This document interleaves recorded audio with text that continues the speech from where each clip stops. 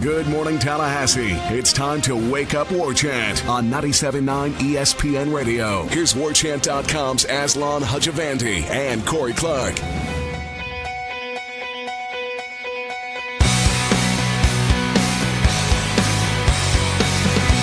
Wake up!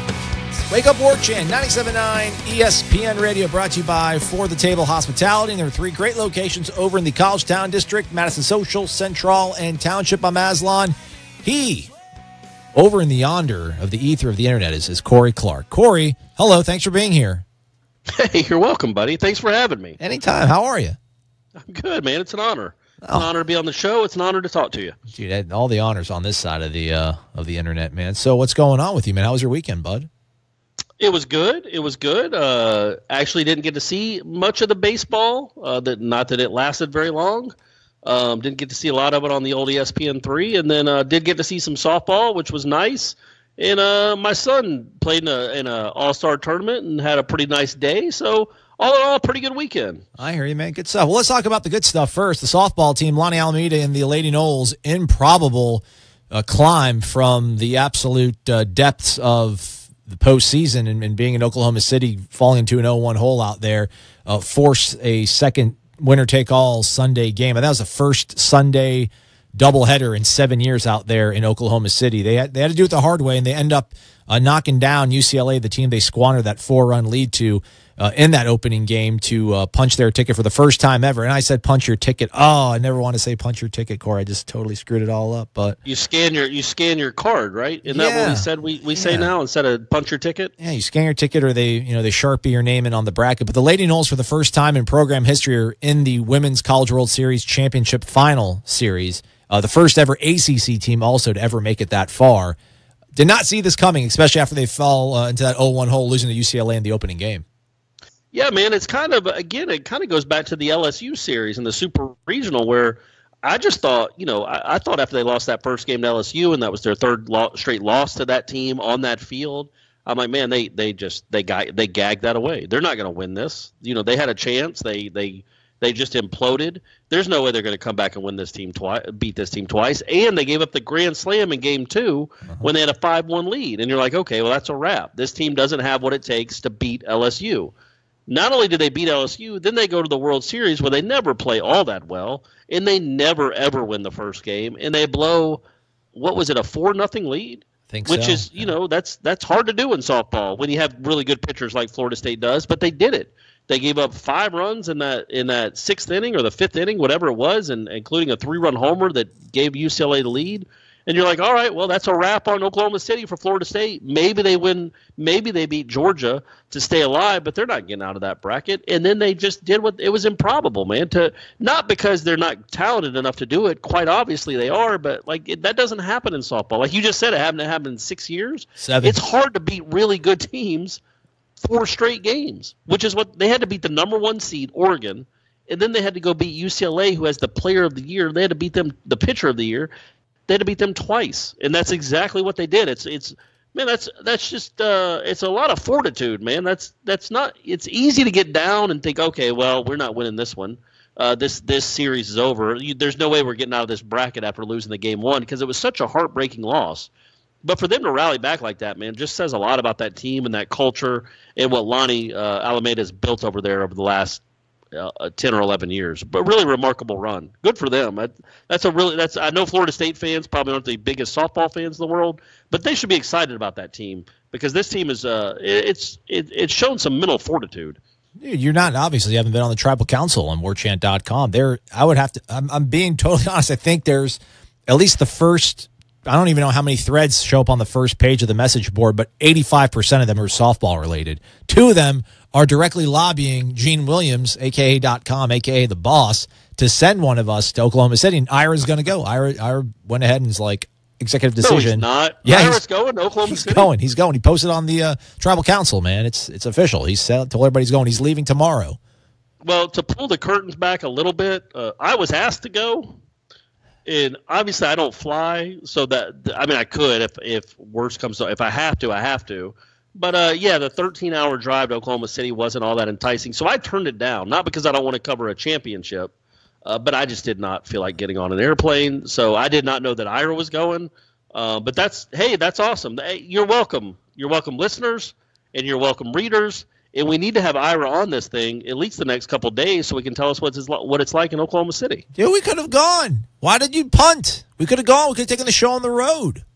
Man, I did not want to go. Not because I don't want to cover softball. If it was in Atlanta, Georgia, I'd be there for all of it. I'd be there for the practices, even if it was in Clemson or Nashville, Oxford. yeah. Just Oklahoma City's just too far a drive. We could have done a tandem drive, man, just like the truck drivers. I could have taken the first 7-hour shift or whatever. You could have taken the second, but whatever. It's all in the rear view now. Yeah, Ira's going to go on behalf of warchant.com, so we'll have coverage. Maybe we'll even have some, since we do have boots on the ground, maybe we'll even have his sweet dulcet voice on the program tomorrow, perhaps. But big challenge ahead of Florida State taking on Washington, the number 5 seed. Washington won the national title back in 2009.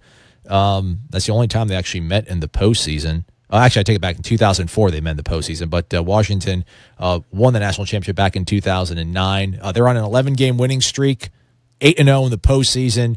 And their 2 aces have combined for a .62 ERA in postseason play. So that's pretty good, I think, right, Corey? It sounds like they can pitch a little bit. But, hey, you know what? This team, Florida State, can hit. Like, how many times did UCLA give up 12 runs in a game in the last decade?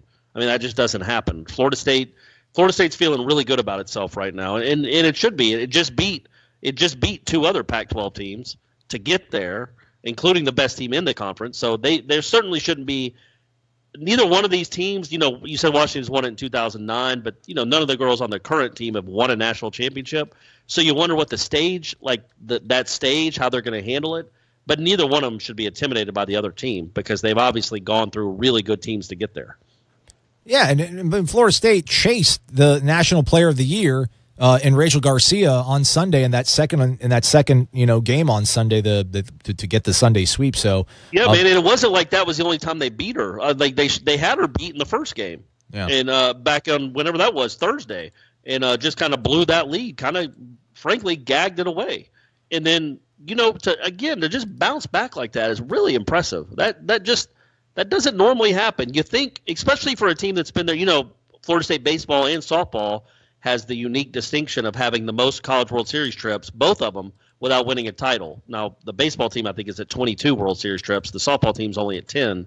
But both of those are records for most visits without winning a title. So you would think when Florida State, knowing that history, the softball team, that when they lose that first game and just kind of gag away that lead, that you're like, man, they're just going to think, okay, well, we're just not, we're not meant to do this. We're not going to win this. We choked that away. That's probably too harsh. They didn't choke it away, but they didn't play well when it mattered. They had a 4-run lead and they blew a 4-run lead. And for them to rally back like that is, that's just cool. That's another cool thing about sports, man. They didn't give up. They believed they could win 4 straight games. Nobody else did, I don't think, but they certainly did. And look where they are. Good for them. It really is a cool story. Elizabeth Mason was your hero in Game 1 against UCLA. Her 3-run homer in the bottom of the 6th gave Florida State a 3-1 victory, and then in the second game to give them the vaunted Sunday sweep. I guess you could really say Jesse Warren. I think she had one of the big hits against Oregon too. I think you're correct. Yeah, and she's the number 9 hitter. Yeah. So I mean that's a big deal, man. You number one, you want a number 9 hitter because they bat Jesse Warren leadoff. So you want a number 9 hitter that can hit and get on base so they can't pitch around Warren. She's going to get strikes thrown at her, right? So. Yeah, and so I mean that's a really big deal for your number 9 hitter to have those kind of moments like that. That was a huge hit she had in the first game against UCLA. So Game 1 is tonight. There's no rest for the wicked out there. 7 p.m. Eastern time, 6 Central. It's a best 2 out of 3 sort of setup. Our own Irish fellow will be out there. And you can actually listen to the actual game right here on 97.9 ESPN Radio in Tallahassee. Coverage will begin at 6:45 Eastern time. Again, Florida State in their first ever championship final series at the Women's College World Series in Oklahoma City, taking on number 5 seed Washington. That game, again, it is tonight, 7 o'clock, coverage here at 6:45. That was a really awesome thing that happened over the weekend. There was an absolute total bummer in another bat and ball sport, obviously, with baseball. We'll talk about that next with Corey Clark. I'm Aslan Hajavandi. It's Wake Up War Chant, 97.9 ESPN Radio. WarChant.com is the ultimate inside source for FSU football and recruiting. And now you can get in on the action for free for an entire month. WarChant.com is offering a risk-free 30-day trial subscription. Get full access to the #1 website covering the Seminoles just by entering the promo code WarChant30. That's WarChant30. Sign up and get in on the world's most active FSU message boards. Receive breaking news, stories from our award-winning staff, plus get exclusive interviews and videos. Just enter the promo code WarChant30.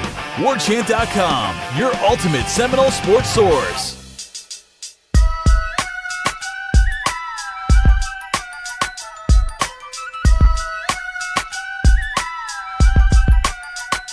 What's going on, folks? It's 97.9 ESPN Radio. It's Wake Up War Chant. I'm Aslan. He is Corey. Brought to you by For the Table Hospitality. This program is. Check out their locations over in the College Town District. Also, if you're too lazy like me, all their fine establishments for the hospitality are available on your food delivery app.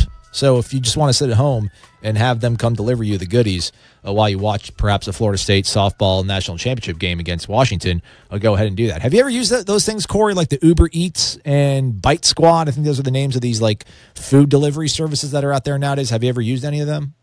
I have, but it wasn't either one of those. It was something else. It's escaping my brain right now what it was called. Okay. But I did. Especially, me being the bachelor, single guy. Yeah. I shouldn't say single. I have a significant other, but it's not a wife. But hey, what's up, Steph? Anyway, love you, baby girl. Yeah, you're my dog. But yeah, so back then when I was freshly divorced, separated, I used that stuff all the time, and it was awesome. Just sometimes it wouldn't be. And again, this isn't what you just mentioned, but the service wouldn't get it to me all that promptly. Man, but I got it. I got to eat some stuff that you would never order. It wasn't pizza. It was like real food. Yeah. So it was nice. No, the whole time we were doing this recruiting tour, with myself and Michael Langston, we're down in South Florida, we're in Georgia, we're in Bradenton, we're in North Carolina. He's the one that's driving. He's got the rental car. So I just want to get back to the hotel and just, it's a long, arduous trip doing these recruiting things. So I pretty much my diet was predominantly that food delivery stuff from them. And I've probably used it now 10 times. I think maybe once I've had everything go right. There's something always goes wrong. They always forget something, and I don't know if it's the restaurant. I don't know if it's the actual people delivering the food. But, yeah, it's out there, which is kind of a cool thing, man. Being in college now, what a beautiful time to be alive. Dating apps, food delivery apps. Take advantage, kids. Live it up. Soak it in. Kids listening to the show, bother mom and dad. Have them start saving up for tuition. It'll be a good investment, I promise. All right. You're going to have a really good time in college, kids. Yeah. Just do it. Yeah. Get good grades in high school, though, so you can get there. Yeah. But you probably will be having heartbreak in the month of June if you do come to Florida State, unless we get some sort of, exorcism or whatever's going on here with the baseball program. Florida State goes 0-2. Do you call it 0-2 BBQ or do you say 0-2 barbecue, Corey? I say 0-2 and barbecue. Okay. I say 0-2 barbecue. But I always thought that was reserved for Omaha. Yeah, that's fair. But now I guess it can be reserved for a regional too. Well, everybody's just so upset. Everybody's so mad. So everyone's just coming out and just throwing haymakers and, anything that makes the program you can just pile on. So they're using the whole 0-2 barbecue line. Florida State loses to Samford in the opening game. Cole Sands doesn't even make it 3 full innings. And then on Saturday, he got hurt. That didn't help. Right. Well, I didn't mean to denigrate his ability. Yeah, he did get hurt. He wasn't able to go 3 innings. I guess that shoulder, we're guessing he has right arm tightness, which is his throwing arm.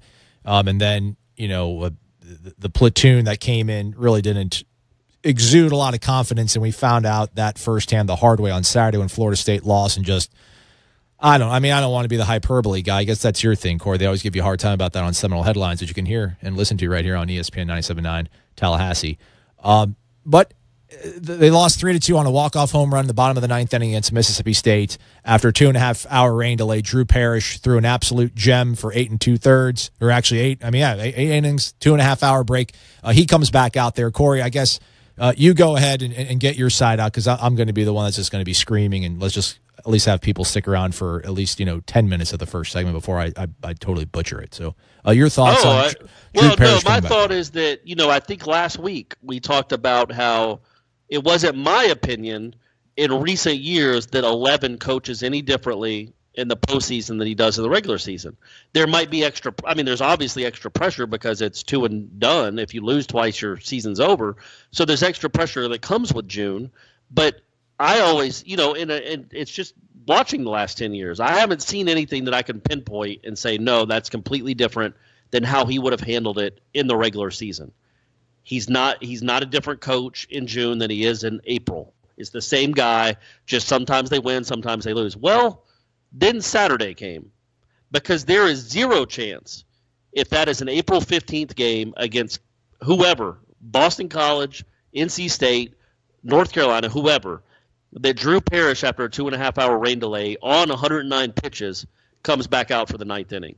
And that's my biggest issue with it. People have said that. But the April game's not years. a big deal, though. The April game's not a big deal. That was a big deal. So, desperate times call for desperate measures. No? Well, then you look desperate, which is what he did. And again, what does that say about moving forward? You still got to win 3 more games. So who are you going to go with? Like, if whoever you didn't trust to pitch that ninth inning, you're going to then have to trust a pitch at some point along the way over the next 3 games in a big moment. So why wouldn't you do that then? And I get that Drew Parrish is awesome, and he wanted the ball, and his teammates wanted him the ball. It's not normal. Drew Parrish in his life has never thrown 109 pitches, taken 2.5 hours off, and then pitched again. That is not something his body is used to, his mind is used to, his arm is used to.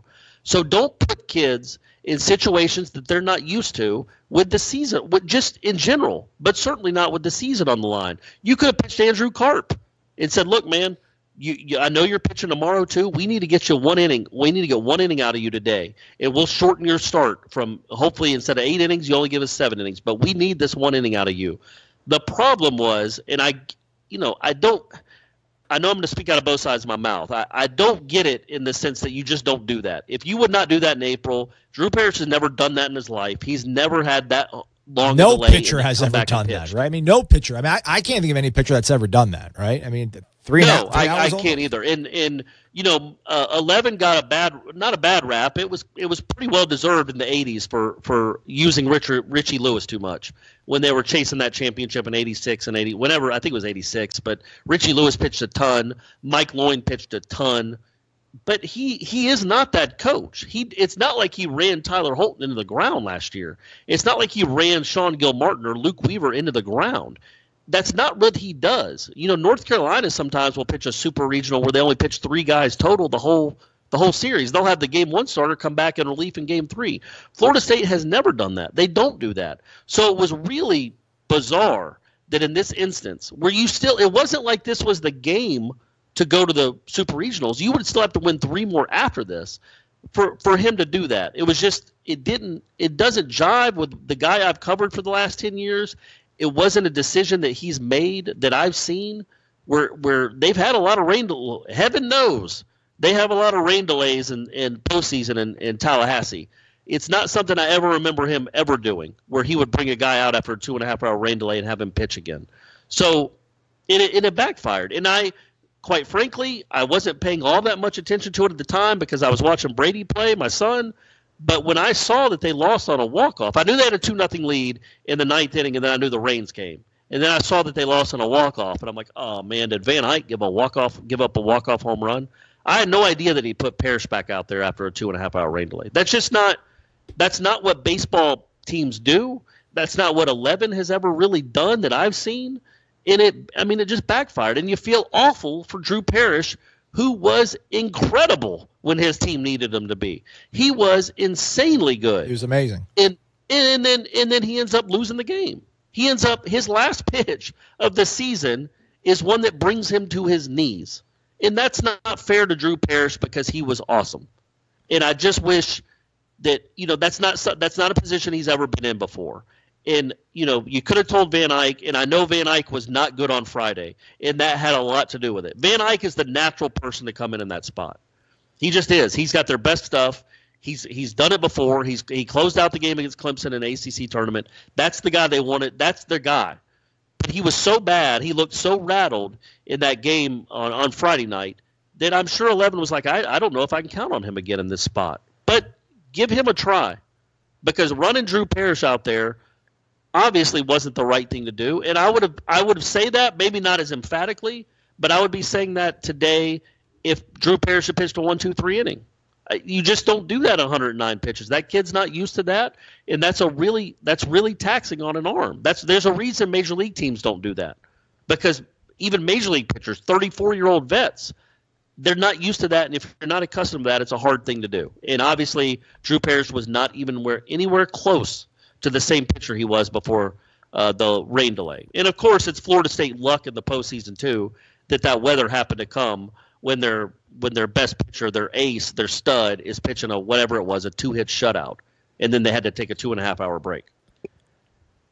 Mike Martin could have any other thing he would have done. He probably would have got criticized about regardless, but not to the degree that he's going to get with Drew Parrish. I don't think anybody would have thought Drew Parrish is going to return to the game.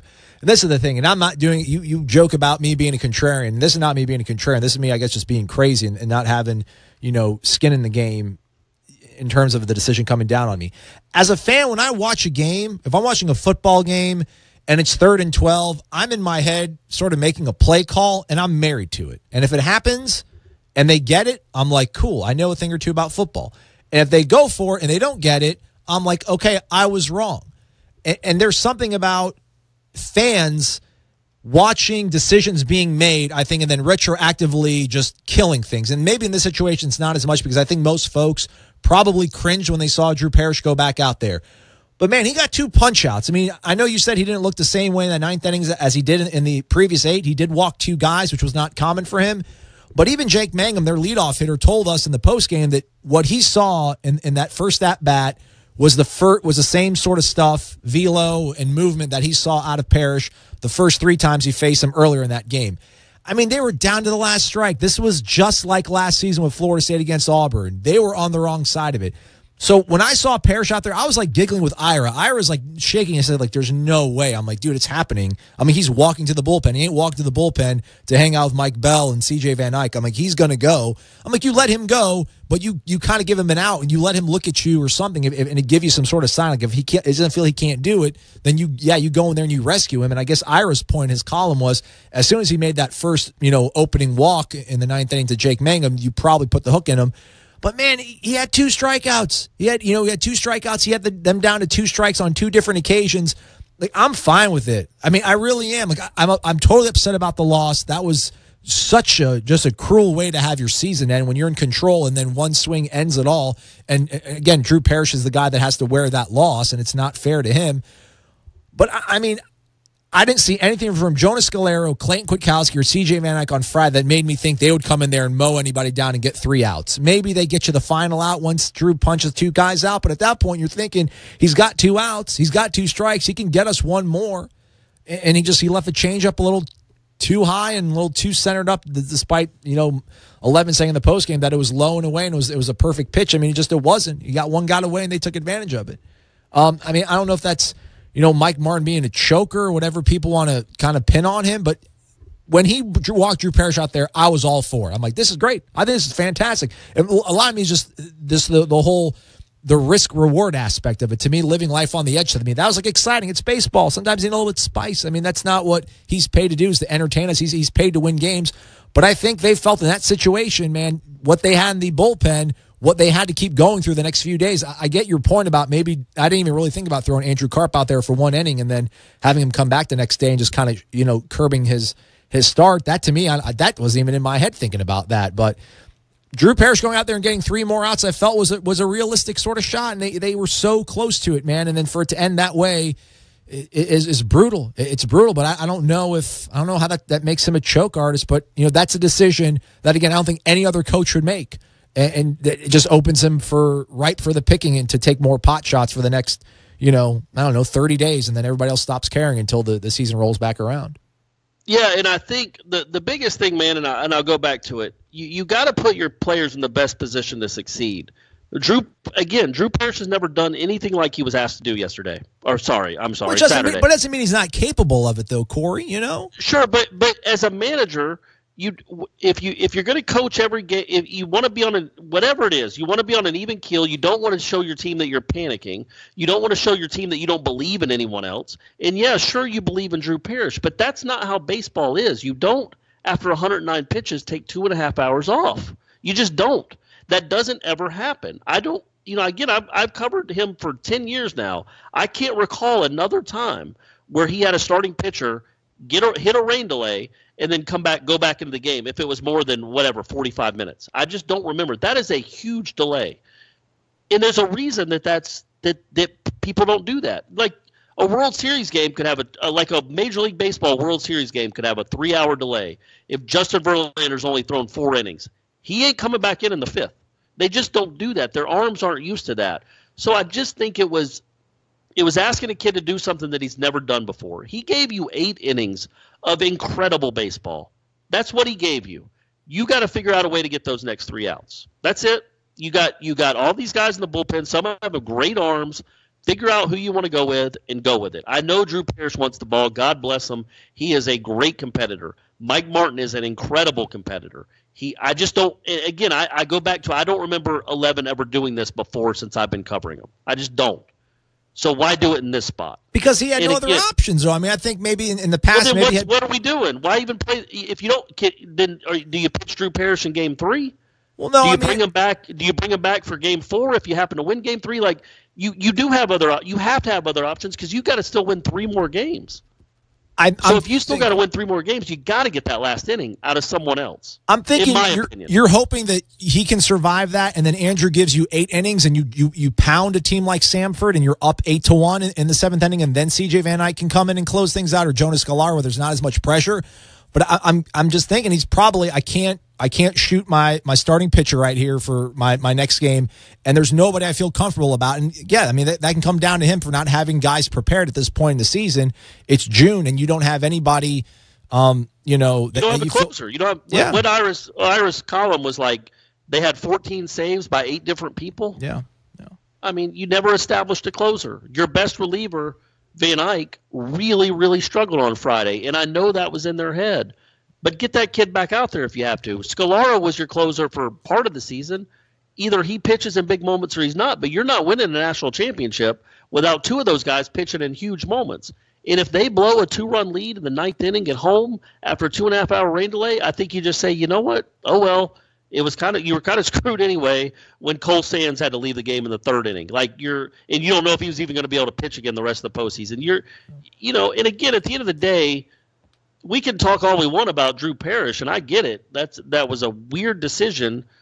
To me, real quick, it's the akin to say Red Applin, Jackson Luke and Red Applin lead off the inning with walks in a 0-0 game in the 8th inning.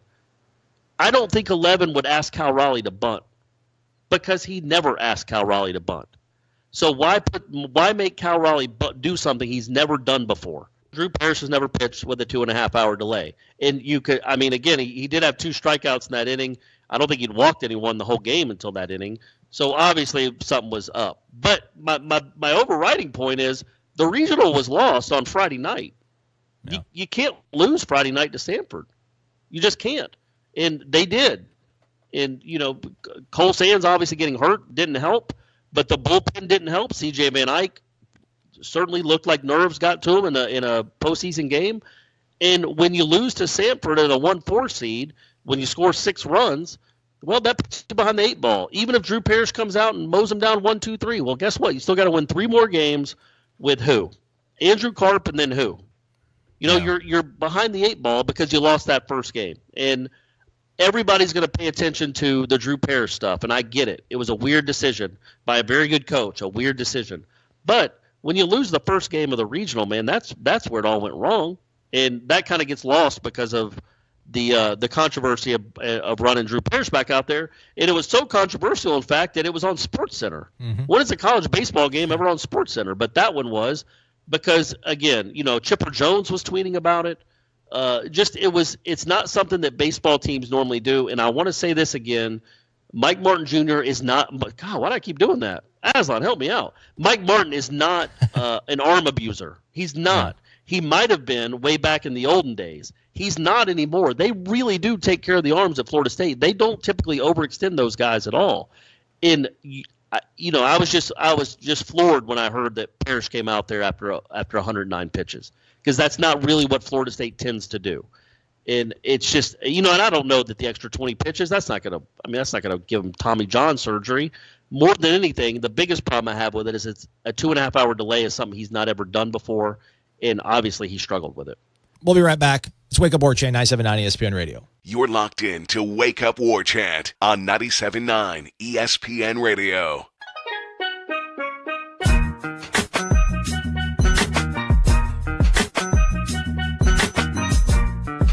Welcome back. It's Wake Up War Chant, 97.9 ESPN Radio. I'm Aslan. He's Corey. Show is brought to you by For the Table Hospitality. So, Corey, I just want to touch on a few other things about the baseball game. Nothing really earth-shattering. I mean, the tricky thing here is again, like you said, I don't know how much of it is the fact that it's just what people do, right? You don't ever bring a pitcher back out after a delay of that sort of duration. And to my point that I was trying to make in the previous segment, which really isn't a point, that this was a situation where, for once, most of the people that want to clobber Mike Martin are probably in the right. I mean, they probably were in the right that you don't bring out Drew Parrish. And they're like, well, obviously you're not. It's the right thing to not brought him out because he lost. My thing is, there's bad decisions that lead to losses, but then do you lose because you lost, so now it becomes a bad decision? That's more kind of where I stand. It's become such a bad decision because they lost. Had he made it, we're talking about the legend of Drew Parrish and just how amazing he is, and then maybe that sparks the entire team and they go on some sort of crazy run. Now we'll never know. I mean, they lost, so I have to wear it, and I'm not trying to defend Mike Martin's honor or anything of that nature. I'm not a Martin loyalist or anything to that degree. But again, when I saw it happening, I really didn't have any problem with it. I'm like, this is something that you never see before. So does that automatically make it a bad thing? Because this is not what you do in baseball. You don't bring people out in that sort of situation. Doesn't mean it can't be done. The only thing I was a little bit annoyed by was just the 29 million Drew Parrish dads out there that came out there and were trying to blame Mike Martin for being derelict of duty and endangering a child's welfare by making him go back out there and throw 30 more pitches. That was the thing where I'm like, come on, like, you guys aren't worried about the health and well-being of Drew Parrish to that sort of degree. Nobody wants to see the kid get hurt, obviously. They felt they had him ready, though. I mean, they talked about the entire time he was throwing, he was stretching. They kept him warm the entire time during that delay. And again, he didn't look horrible, man. It wasn't like he pegged three guys, but they lost, so you can't really defend it. And I know I'm trying to defend it, but that's where I'm coming from on things. Yeah, and again, it was the game. It was a loser. It was an elimination game on day 2 of a regional. So it's not like he did this in Omaha. This team without Cole Sands wasn't getting to Omaha anyway. The regional was lost on Friday. It wasn't lost on Saturday. It would have been nice for them to have a fighting chance, but they would have had to beat who they had to beat, Sanford and then Oklahoma twice for whatever it would end up being. Yeah. That was going to be really hard work for them, and I don't know how they would have done that with the current pitching situation. And quite frankly, some of that is bad luck. Zurzel pitched twice the whole year. Boyles never came back. Holton obviously was lost for the year. They never developed a leadoff hitter. And something else that needs to be said is they win that game if Rafael Bernagal doesn't make 3 errors at second base in the first game. And again, why is that guy your second baseman? I shouldn't say that guy. That's too dismissive. But why is he your second baseman on the first game of the postseason? He was hitting under 200. He made way too many errors. He didn't get – at least Nick Durr has some pop. And, they had 60 games to figure out second base. And that kid, in that moment, that almost became an afterthought because of what happened with Parrish. But that's the reason the regional was lost to begin with. That's the reason that C.J. Van Eyck was pitching in the 5th inning of that game or whatever. I mean, everything stemmed from them making some really bad mistakes in the first game. And, again, is that 11's fault? I don't know. Yeah. I don't think so. Just like I don't necessarily say – I mean, they didn't win the ACC tournament because of 11. They played well. And they didn't lose this regional because of 11. They played poorly. They didn't hit the ball when they needed to hit the ball. They didn't get hits when they need. Mendoza almost ties the game on Friday night, hits it off the wall, gets to second base. They don't get him past second base. That's, is that 11? Did 11 tell them not to drive him in or to get him to third? It's just sometimes that's baseball, man. Clemson got steamrolled by Vanderbilt, lost their regional. Stanford, a national seed, got bounced. That happens, man. Again, I just think so. I don't blame all postseason losses on it. That's what fans do. But just like as a Braves fan, I don't pin every postseason failure on Bobby Cox. Sometimes his players just didn't play well. There were a couple moments here and there during the course of that 14-year run for the Braves where Bobby Cox made head-scratching decisions. They came back and bit them in the tuchus. Mike Martin, to me, that was a head-scratching decision to throw a kid out there who's never done what you're asking him to do. And Chipper Jones actually tweeted this. It's like, which is crazy that Chipper Jones is tweeting about Florida State baseball.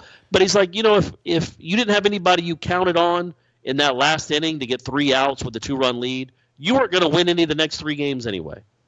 So that's on you as a coaching staff, as a program, that you don't have a guy at the back end of your staff that you can count on to get 3 outs late in the game. And I really do think if C.J. Van Eyck hadn't have pitched on Friday, I think he balked in a run. He did. He had a hit by pitch and a walk. He did. If he hadn't kind of melted down, looked like he was rattled, if he hadn't pitched at all on Friday, say they win that game 11-2 or they lose that game 12-2, and he never gets in the game, C.J. Van Eyck starts that 9th inning. Yeah, but because of what he looked like on Friday, they didn't think they could get back to him. They didn't think they could go back to him. So that's up to them to decide if that's how, if that's the right way to do things. Obviously they do. I think C.J. Van Eyck is really talented, and I think there's a really good chance he would have bounced back and just steamrolled them for those 3 outs. But you never know. I get it. Manager, it's hard. Drew Parrish. Drew Parrish isn't going to melt down and walk in 4 runs. But you don't know that about a freshman that's never been in that spot. So, but again, at the end of the day, it's all hindsight. That's what baseball fandom is. That's what baseball media is. I think in this particular case, unlike a lot of other cases in Mike Martin's career that get second-guessed after the fact, I think this one was being first-guessed before it happened. And it just so happened that the people that had a problem with it were proved correct. Doesn't mean obviously he's a great coach. Doesn't mean they were going to win the regional anyway. It was just a bizarre decision that I think obviously backfired. So in your mind then, Corey, this was a bad decision that led to a loss. This wasn't a loss, and then now looking back on it was a bad decision. No, and I said that at the beginning. I think if Parrish gets him 1, 2, 3, I still would have questioned that. I don't. Yeah. But again, more than anything, man, because I've been covering him for 10 years, and I could be wrong, but I've been covering him for 10 years. I don't remember them ever doing that. I just don't remember them ever having a starter go 5, 6, 7 innings, a huge rain delay coming because Lord knows we get them in Tallahassee all the time, and then that starter going back out there for the 8th inning or the 9th inning. I just don't remember it happening. If that was something Mike Martin did a lot, then I'd be like, well, hey, that's what he does, man. They know that. He's done it before. It's worked to success. He trusted what he always did, but I don't remember him ever doing that. So just like Cal Raleigh not bunting because he never bunts, I don't remember Mike Martin ever calling on a pitcher after he's already pitched 8 innings and has a 2.5-hour rain delay to go back out there for the 9th inning. So that's my biggest problem with it. That's not something he's made a habit of doing in the past. It's not something Drew Parrish, of course, has ever done. It backfired. But again, so I would, like I said, if I was paying attention to the game at the time, I would have first guessed it. It sounds like Ira first guessed it. Sounds like many people first guessed it at the time. And, it's just because it's not something that baseball people do. It's not something Mike Martin's ever done. As good as Drew Parrish was, I just think you put him in a rough position there to try to regain that form, to regain that magic, that feel, and to not have a tired arm. I mean, you can think of all the warm-ups he must have thrown. If he was really throwing, keeping loose for 2.5 hours, and then went back out there and did another bullpen, and then threw 20 more pitches that inning, you're talking close to 200 times his arm went back and forth. And his 133rd pitch was a meatball right down the middle that a not very good hitter crushed a 3-run homer off a very good pitcher. So it backfired, but, the season was lost when Tyler Holton went down 4 innings into it. Yeah. Let's wrap things up right after this. It's 97.9 ESPN Radio. It's Wake Up War Chant. You're locked in to Wake Up War Chant on 97.9 ESPN Radio.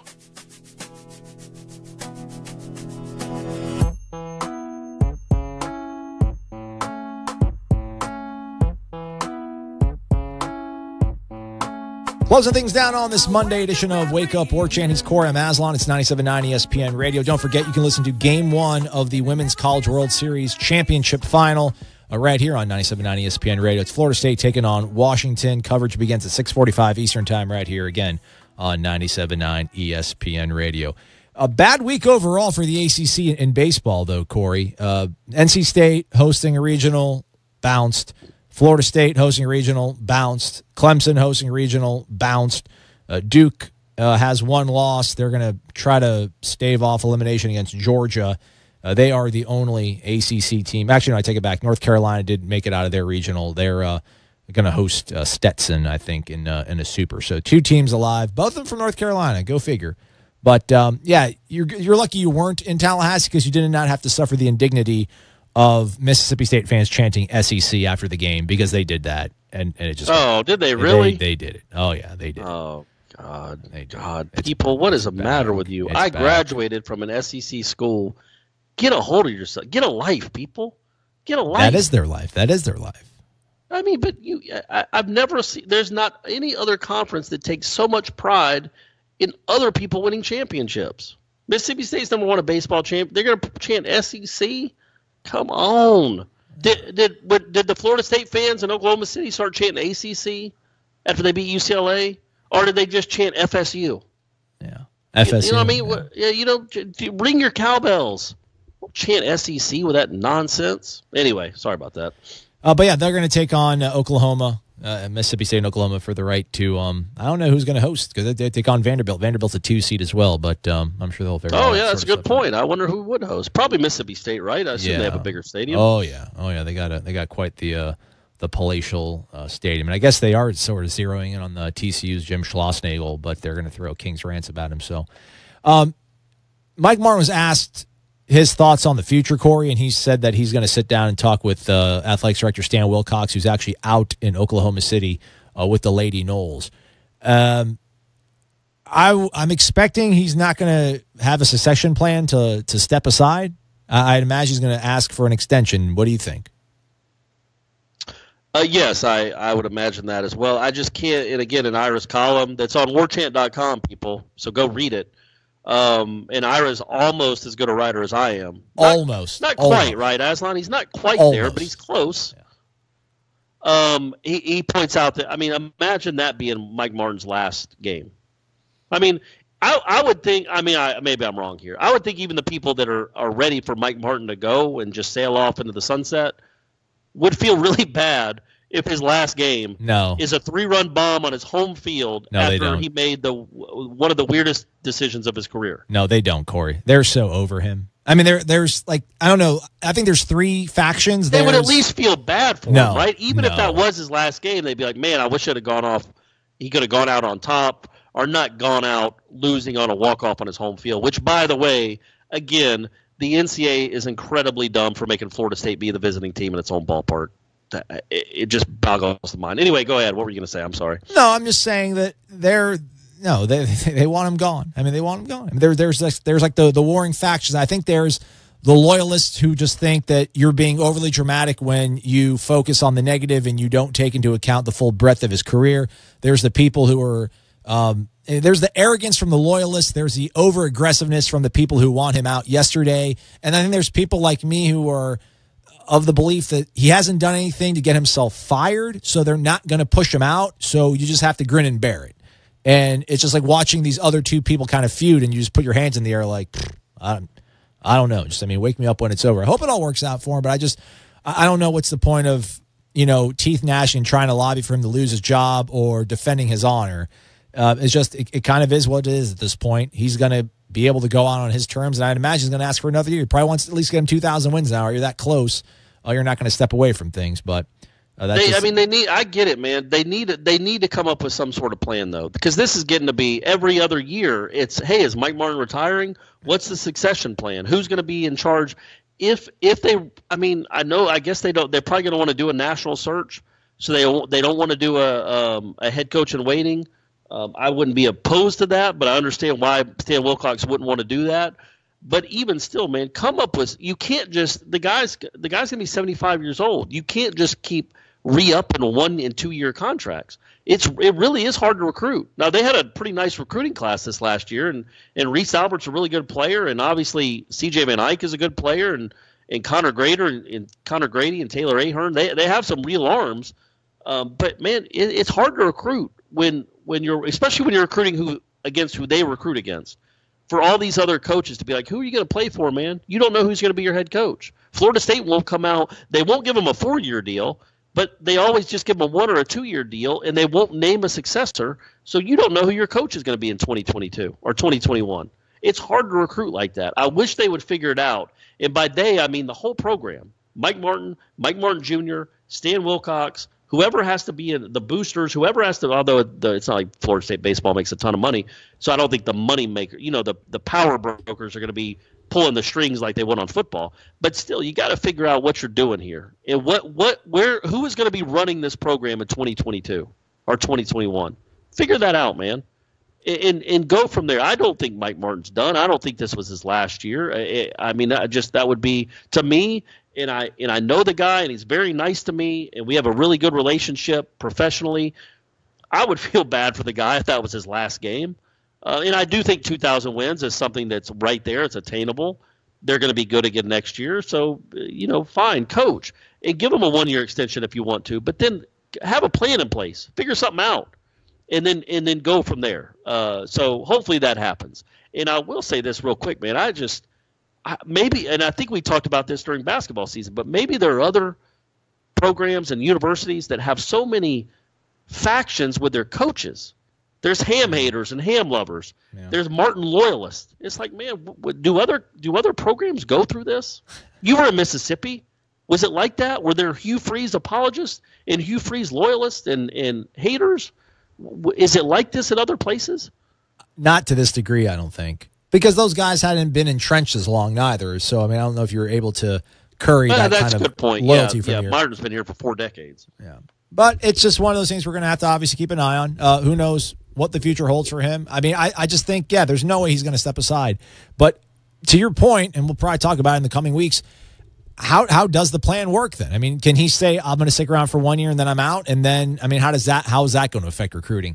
One thing I did want to ask you before we go, though, Corey, I mean, kind of randomly, Jackson Luke, and I feel like I've been picking on the poor kid, but with a very underwhelming performing regional out of him. I mean, is that a guy that we would assume is going to come back after a season like this, or does he still leave? No, I mean, I assume all the juniors are gone. The ones that are draftable are gone, especially the position. Well, not especially. Yes, I do think he'll go, unless he gets drafted in like the 28th round or something. But yeah. I think he'll be drafted before that, because he does have legitimate power and he's a switch hitter. But he did not play well this year. He did not hit well for them. He was, I mean, essentially non-existent in the regional. He had a couple big moments where he could have come through, and he did not. Yeah. And that's Cal Raleigh's definitely gone, and Jackson Luke. Yeah, it depends. I'll be interested where he gets drafted. I think he's still a top 10 round guy because he really does have raw power and from both sides of the plate. But he did not play well this year. But then again, you know what? Taylor Walls didn't play well last year, in my opinion. I mean, he didn't hit well. Maybe at the end of the year he did, but he didn't hit well for most of the year, and he was a 3rd-round pick. He plays a premium position. He's a shortstop, but he didn't hit well, and now he's in single A crushing it. So maybe these pro teams think as soon as we get Jackson Luke in our system, teach him some things we want to teach him, that maybe he'll become this hitter. So I still think he's a top 10-round pick, and I would be really surprised. Florida State hasn't had many, if at all, since I've been covering the team, a guy drafted in the top 10 or 15 rounds that's come back as a position player. That just rarely happens. So I think he's gone, and I think obviously Cal Raleigh is gone for sure. All right, that's a wrap on us. Don't forget, folks, Game 1 of the Women's College World Series Championship Finals, 7 o'clock. You can hear it right here on 97.9 ESPN Radio. Jeff Let's go, Noles. Yeah, Let's go, Noles. Get it done. He's Corey Maslon. Jeff's coming up at 3. The Sod Cemetery, Osceola and Renegade, and, of course, the War Chant. These are great traditions known to all Seminole fans. If you are a card-carrying, garnet and gold-wearing Nole, don't you deserve a site that is truly dedicated to covering FSU sports? WarChant.com's staff has over 50 years of experience covering the Seminoles. WarChant.com is the only FSU outlet with a full-time recruiting analyst in Tallahassee. Plus, it's the only site with a full-time videographer and a daily podcast, 100% dedicated to FSU sports. Why act like Gators and settle for second best? WarChant.com. your ultimate Seminole sports source.